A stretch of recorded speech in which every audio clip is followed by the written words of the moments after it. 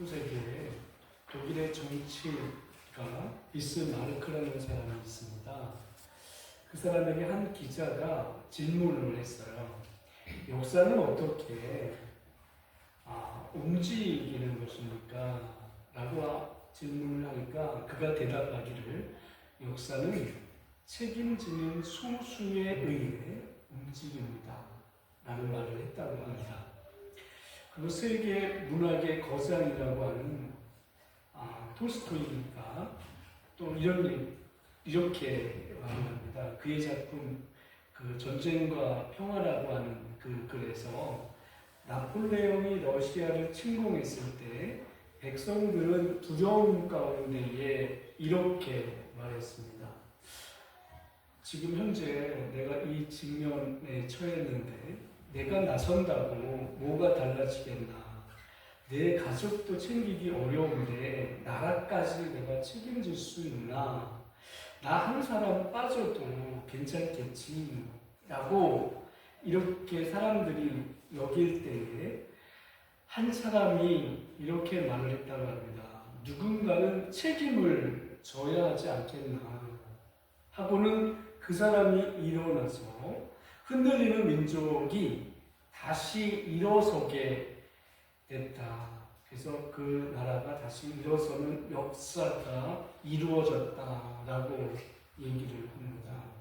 여러분, 세상의 역사도 모두가 잠잠하고 침묵을 지킬 때에 일어났던 한 사람, 그 사람으로 인해 그 나라가 일어서고 사람들의 사기 충천하여 어떤 의지를 갖고 이제 살아가게 될지인데 하나님의 구속사도 그렇습니다.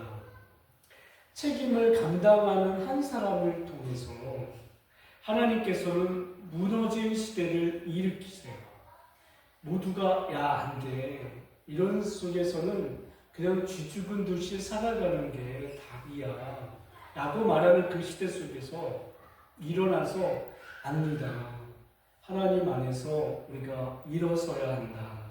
라고 외치는 한 사람으로 인해 하나님의 이름, 하나님의 역사는 일어난다 하는 사실입니다. 오늘의 그 주인공, 이렇게 주장하는 한 사람이 바로 보아스였습니다.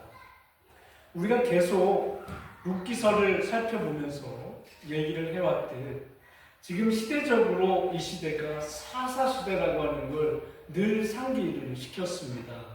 그 시대의 대표되는 말, 바로 각기 자기 소견에 옳은 대로 행하던 시대라는 말로 이렇게 여겨지던 그때였습니다. 이때는 말씀이 기준이 아닙니다. 자기의 감정과 기분, 그리고 자기에게 얼마나 이익이, 신리가 떨어지는가, 이것이 그들이 판단 기준이었어요. 엘리멜렉의 땅을 물을 가까운 친족이 있었습니다. 이 보아스 말고도요. 그가 처음에는 룻기 4장 4절에서 이렇게 외쳤습니다. 내가 물으리라 라고 얘기합니다. 내가 물으리라. 내가 엘리멜렉의 그 가문에 있는 그런 모든 것 내가 하겠다. 이를테면 룻을 아내로 내가 취하겠다 라고 얘기를 했어요. 그때 보아스가 얘기하죠. 너가 룻을 취하면 룻만 취하는 게 아니라 이러이러한 일들도 함께 해야 돼 라는 얘기를 하니까 그가 이렇게 대답을 합니다. 4장 6절에서 그 기업 물을 자가 가되 나는 내 기업에 손해가 있을 줄 알고 나를 위하여 물지 못하노니 나의 물을 권리를 내가 취하라. 나는 물지 못하겠노라 라고 말을 합니다.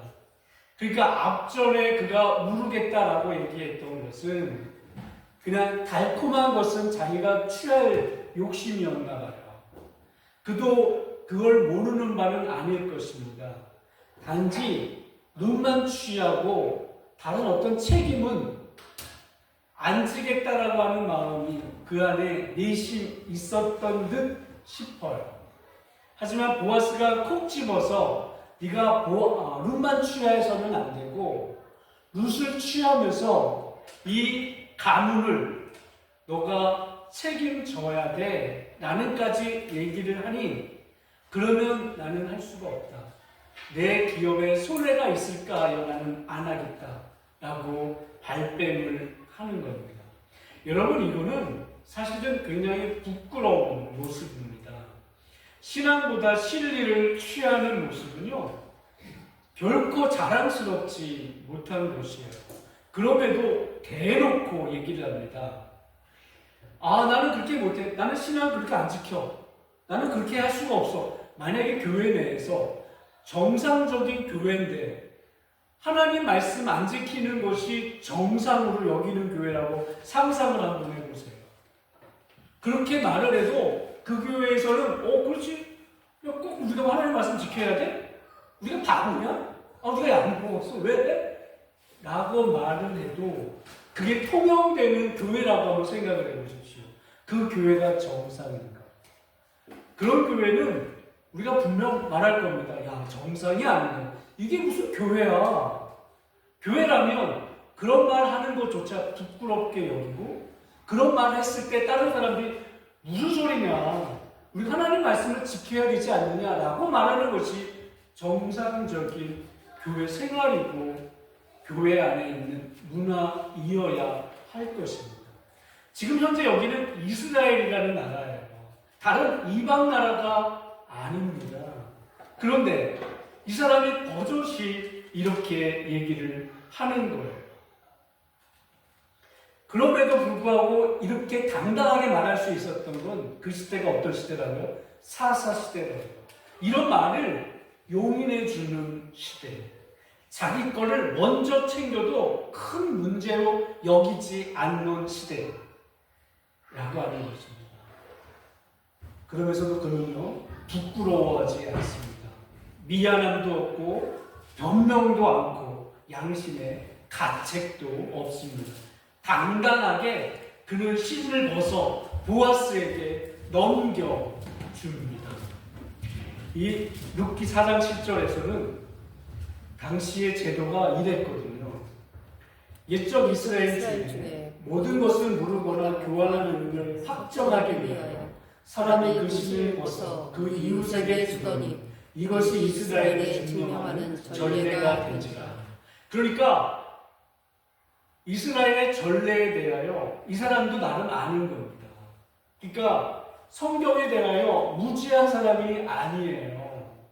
그런데도 그거는 아는데 그러면 하나님 말씀에 대해서 따르고 지켜야 할 도리에 대해서는 알는지 혹은 모르는지 알고 있으나 무시하는 건지 어쨌든지 간에 그는 그 부분에 대해서는 관심이 없는 것입니다.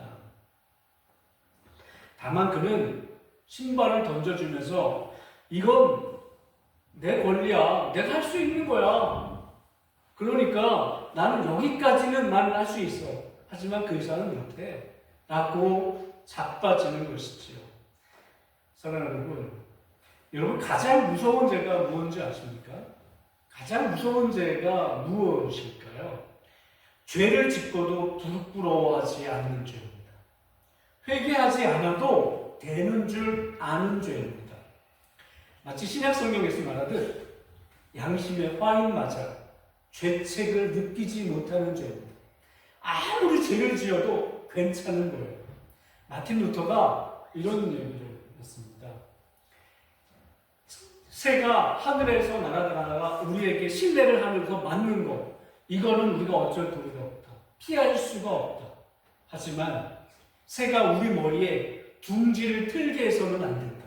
라는 말을 했어요. 무슨 말일까요? 우리가 미처 생각하다가 우리도 어떻게 보면 부지불식간에 어떤 생활 중에 죄를 짓는 것, 이거는 우리가 어떻게 할 수는 없다. 그거는 마치 날아가는 새가 우리 머리 위에 신뢰를 하는 것과 같다. 하지만 우리 머리 위에 둥지를 틀게 해서는 안 된다. 무슨 말이에요? 지속적으로 반복적으로 그 죄가 죄인지도 모르고 그것이 내 삶의 문화가 되는 거예요. 지극히 정상적으로 살아가고 있는데 그게 죄인 것. 이렇게 살아가서는 안 된다라고 말하는 것입니다. 근데 여러분, 이런 무서운 시대, 책임을 져버리는 시대, 부끄러움을 잃어버린 시대, 이 시대가 그 시대만일까 생각해 보면요, 오늘날 우리가 사는 시대는 어떤가? 오늘 우리가 사는 시대도 크게 다르지 않아 보입니다. 문제는 책임을 버리면서도 부끄러워하지 않는 것, 책임을 지지 않으면서도 그거에 대해서 이러면 안 되는데 라고 여기지 않는 것, 이것이 문제인 것입니다. 회개가 사라지고 책임을 피하는 것이 오히려 지혜로운 선택이라 여겨지기까지 합니다. 사람들은 버젓이 나한 사람 그렇게 한다고 뭐가 어떻게 되겠어? 왜 내가 그걸 책임져야 돼? 야, 그렇게 하면 손해지. 손해보면서 그렇게 하는 건 바보 아니야? 라고 이런 말들을 너무도 자연스럽게 이렇게 오히려 살지 않으면 바보 취급받는 이런 시대 가운데에 있는 것입니다. 근데 오늘 본문에서 아주 독특한 행동이 등장합니다. 왜 가까운 기업 물을 자가 신발을 벗어서 보아스에게 넘겼을까? 그냥 어떻게 보면 말로 이제 룻 너가 책임져 이래도 될 수 있었는데, 그거는 성경에서 우리가 앞에서 살펴봤지만 그 4장 7절에서 옛적 이스라엘 중에 모든 것을 누르거나 교환하는 일을 확정하기 위해 사람이 그 신을 벗어 그 이웃에게 주더니 이것이 이스라엘 증명하는 전례가 됐다라고 얘기했어요. 그러니까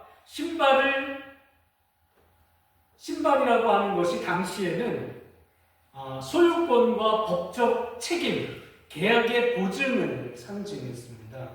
신발을 벗어버리는 나라고 하는 것은 내 권리는 여기까지다. 이 땅과 가문을 책임질 권리는 이제 당신에게 있다라고 하는 것을 공적으로 선언하는 행위였어요. 그것도 장로들과 백성들이 다 지켜보는 앞에서 하는 행동인 것입니다.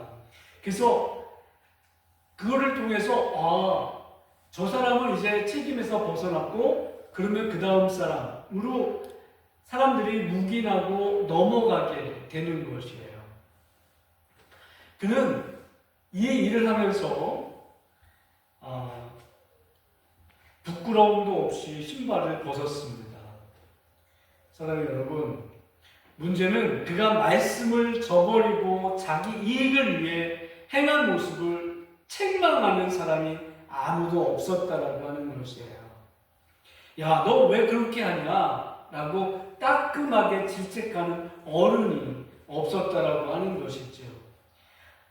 책임을 피하는 것이, 책임을 지지 않는 것이 당연한 시대였기 때문입니다.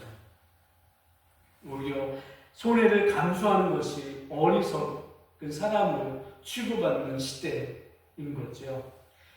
하나님은 그때나 지금이나 이렇게 말씀하십니다. 그 책임 누가 내 마음으로 감당하겠느냐 라고 말이죠. 그 하나님은 오늘도 보아스 같은 한 사람을 하나님이 찾으십니다. 내 유익보다 말씀을 우선하는 사람, 권리를 챙기기보다 책임을 붙드는 사람, 손해처럼 보여도 순종하는 일을 기뻐하는 사람, 그 사람을 하나님이 찾으시는 거예요. 바로 그 한 사람을 통해서요, 하나님께서는 가정을 살리시고 공동체를 회복시키시고 구원의 역사를 이어가십니다. 신명기에 보면은 이렇게 말을 하고 있어요. 그러니까 기업 물을 자가 책임을 거부한 게 얼마나 불명예스러운 것인지를 알려주는 이런 말씀인데요. 좀 깁니다. 이렇게 얘기합니다. 그 사람이 만일 그 형제의 아내 취하기를 즐겨야 하지 아니하거든 그 형제의 아내는 그 성문 장로들에게로 나아가서 말하기를 내 남편의 형제가 그 형제의 이름을 이스라엘 중에 잊기를 싫어하여 남편의 형제된 의무를 내게 행치 아니하나이다 할 것이고 그 성읍 장로들은 그를 불러다가 이를 것이며 그가 이미 정한 뜻대로 말하기를 내가 그 여자 취하기를 즐겨 아니하노라 하거든. 그 형제의 아내가 장모들 앞에서 그에게 나아가서 그의 발에서 신을 벗기고 그 얼굴에 침을 뱉으며 이르기를 그 형제의 집 세우기를 즐겨 아니하는 자에게는 이같이 할 것이라 할 것이며 이스라엘 중에서 그의 이름을 신 벗기운 자의 집이라 칭할 것이니라 라고. 그러니까 책임을 다하지 기업 물을 자의 책임을 마땅히 해야 될 자인데, 그리고 감당할 만한 능력과 여건을 갖추고 있는 자인데 그 자가 하지 않았을 때에는 신을 벗기고 얼굴에 침을 뱉으며 신 벗기운 자의 집이라 부르게 했다 하는 것. 왜요? 책임을 져버리는 것은 수치스러운 행위였기 때문입니다. 책임을 지지 않는 자라는 이름까지 남겨서 이것이 얼마나 부끄러운 것인가 하는 것을 공동체에 알려주는 거예요. 그래서 공동체 가운데 선언적으로 저렇게 하면 안 되는구나. 저게 하나님을 섬기는 자의 모습이 아니구나 라고 하는 걸 공개적으로 그거를 천명하는 것입니다. 하지만요, 이 시대 속에서는 수치심마저 사라진 시대였습니다. 책임을 포기하면서도 전혀 부끄러워하지 않고 버젓하게 했던 것이요. 그때 한 사람이 일어났는데 그가 보아스입니다. 보아스는 성문 앞에서 이렇게 말합니다. 9절에서 오늘 너희가 증인이 되었느니라 라고 말합니다. 그는 말로만 책임을 다한 것이 아니라 말한 그대로 행동으로 그가 옮깁니다. 보아스는 엘리멜렉 가문의 기업을 되찾는 책임을 감당하는데요. 이 엘리멜렉 가문이 경제적으로 어렵습니다. 그러니까 그는 그 어려움을 겪어서 땅이 이미 다른 사람에게 넘어간 것에 대하여 기업 물을 자가 되어져서 그 가문에게 돌려주는 일을 합니다. 그리고 룻을 아내로 맞이하면서 죽은 자의 이름을 잊게 해줍니다. 이거는 상속권, 가문의 이름, 땅의 소유권, 이 모든 것을 엘리멜렉에게 다 주는 것이에요. 여인 한 명 어떻게 보면 여인이 룻만 있는 건 아니잖아요. 보아스가 룻을 사랑했잖아요. 그러니까 사랑해서 눈이 멀었네. 그러니까 이러지. 이 얘기가 아닙니다. 지금 얘기하는 건 아이고 보아스 사랑꾼, 아이고 한 여자를 엄청 사랑했나 봐, 이 얘기를 말하려고 하는 게 아니에요. 단지 그게 아니라 하나님의 말씀 앞에서 철저히 자기가 손해를 무릅쓰고라도 자기의 책임을 다하는 그 시대 속에서도 행하는 한 사람을 우리에게 보여주고 있는 것입니다. 이 일을 하게 되면요, 보아스가 자기의 이름은 가려집니다. 자기가 낳은 아이가 누구의 아이라고요? 엘리멜렉 가문의 아이가 되는 것입니다. 그리고 제사를 다 그쪽에다 해도 자기 이름 소속으로 등기부등본을 내 이름으로 할 수 있는 게 아니에요. 그럼에도 그렇게 하면 이게 쉬운 걸까요? 기업 물을 자라고 하는 것은 그 책임을 다하겠다는 것이에요. 그 의미를 알면서도 보아스가 감당하는 겁니다. 왜요? 하나님 말씀에 순종하고자 하는 이 마음으로 감당하는 것이에요. 이러하기에 순종의 삶은요, 희생 없이 책임 없는 거고요, 책임 없이 믿음이 없는 것입니다. 보아스는 책임을 짊어지는 바로 그 자리에서 하나님이 일하신다라고 하는 것을 믿은 것이에요. 하나님이 이 일 가운데 함께 하시고 이 일을 기억하신다 라고 하는 사실을 믿었기에 감당할 수 있는 것이죠. 그는 사람들이 손해라고 말할 때 하나님께서 그 손해 속에 구원을 준비하고 계신다라고 하는 것을 믿었습니다. 사사시대는 책임지지 않는 시대라고 했어요. 모두가 내 소견, 내 유익을 기준으로 살던 시대였습니다. 하지만 그 어둠 속에서 보아스는 이렇게 고백하는 거예요. 말씀 앞에 책임 제가 감당하겠습니다. 하나님은요, 그 한 사람을 통해서 구원 역사를 이어가셨습니다. 죽어가는 그 가문을 살리고 메시아의 길을 여셨어요. 사랑하는 여러분, 오늘도요 하나님은 동일하게 묻고 있습니다. 너에게 맡긴 책임, 말씀을 위해서 감당하겠느냐 라고 말입니다. 가정의 신앙을 지키는 책임, 교회를 세우는 책임, 연약한 자를 돌보는 책임, 복음을 지키고 전하는 책임, 이 자리가 바로 기업 누를 자의 자리인 것입니다.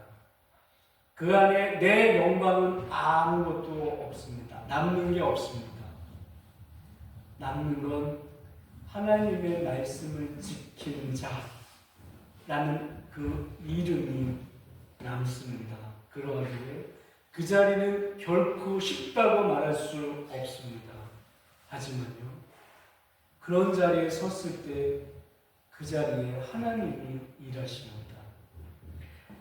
한 사람의 책임이 여러분 시대를 바꿉니다. 하나님이 그 한 사람을 통해서 일하시거든요. 우리가 볼 때 내가 혼자 뭐 그렇게 한다고 세상이 바뀌겠어? 싶습니다. 영화에 보면 갑자기 좀 생각이 나요. 영화 있잖아요. 일제에 가서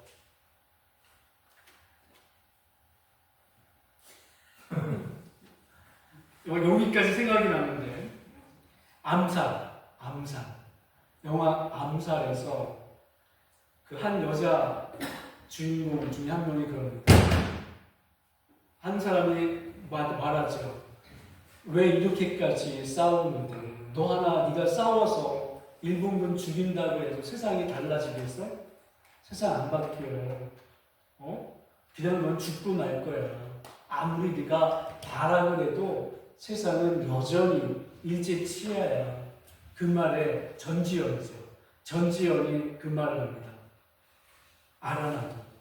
하지만 그래도 아직 내가 아는 조선인 중에 독립을 원한다는 사람이 있다는 것을 알려줘야지 하면서 총구리를 계속 겨누었던 그 장면이었습니다. 우리도 마찬가지입니다. 사람들이 그러죠. 한 사람이 믿음이 뭐 갖는다 그래가지고 뭐 세상이 달라지겠어? 세상이 얼마나 악한데 세상 안 변해. 절대 안 변해. 사람들이 그럽니다. 그럴 때 우리가 외쳐야 됩니다. 세상을 안 변할지는 모르죠. 하지만 하나님께서 믿음의 사람 한 사람을 통해서 일하신다는 사실은 여전히 오늘에도 통한다라는 말씀입니다. 하나님은 그 한 사람을 통해서 역사하시거든요. 여러분, 보아스처럼 말씀 앞에 책임을 선택하십시오. 그 책임을 통해서요, 여러분의 가정이 살아날 것입니다. 공동체가 회복되고요, 하나님의 구속사가 이어집니다. 여러분을 통해서, 순종하는 한 사람을 통해서 하나님께서 힘써 일하실 것입니다. 우리 모두가 이렇게 주님을 찾으시는 보아스 같은 믿음의 사람들이 되시기를 예수님 이름으로 축원합니다. 기도하자.